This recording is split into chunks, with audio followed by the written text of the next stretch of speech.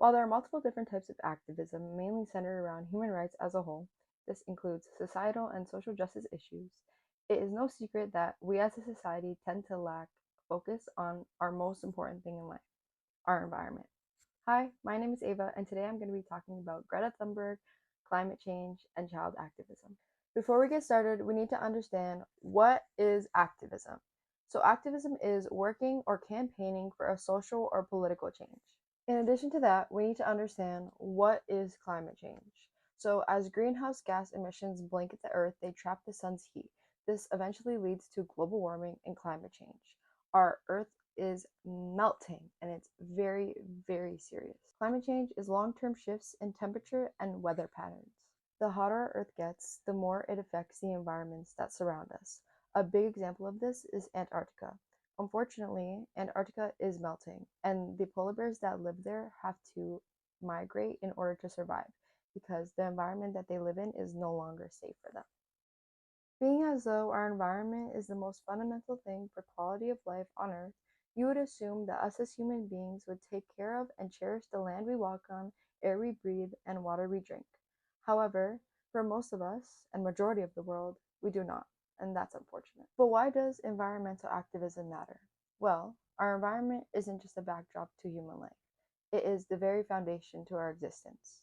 For example, throwing the receipt out the window or throwing something out in the garbage and missing, but leaving it and not picking it up afterwards affects our Earth eventually. Activism for our environment is something that is so crucial because it pursues the critical need to care for and protect our planet's ecosystem, biodiversity, and natural resources upon which all life depends. As children, we are subconsciously believing that we are incapable of making big and great changes in the world. However, in reality, that is not true.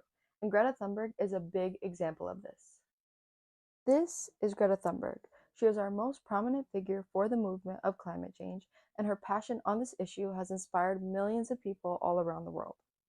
At just 15 years old, Greta Thunberg started to protest outside of her school for the climate change inaction. She eventually sparked the Fridays for Future movement, where she had many of people come out and protest for climate change as well. Even though Greta was just 15 years old, she was not afraid to call out world leaders and demand systemic changes to address the climate crisis. Despite facing criticism and disbelief, Greta remains relentless in her mission to raise awareness about climate change. Her advocacy reminds us of the urgent need for governments and corporations to take immediate action to mitigate the impacts of climate change. Her unwavering determination and straightforward approach has made her a leading voice in the fight for climate change. Not only that, but Greta's book serves as a call to action for readers to get involved with the climate change movement. Greta's activism demonstrates the power of youth in driving change and holding those in power accountable. In a world where our future is at stake, Greta Thunberg shows us that nobody is too small to make a difference. In the article De Uwe Kinder, Nietzsche and Greta Thunberg, Children and Philosophy, Thunberg's conventional public education in Sweden did not lead her to become a world historical figure. In agreement with this statement, I'd argue that her determination and utter lack of fear led her to become a world historical figure, and this is why she is so important in child activism. As stated before, even though climate change is happening and is real, we as a society don't tend to focus on it as much as we would other issues because it isn't something that is happening to us directly or affecting us on a day-to-day level.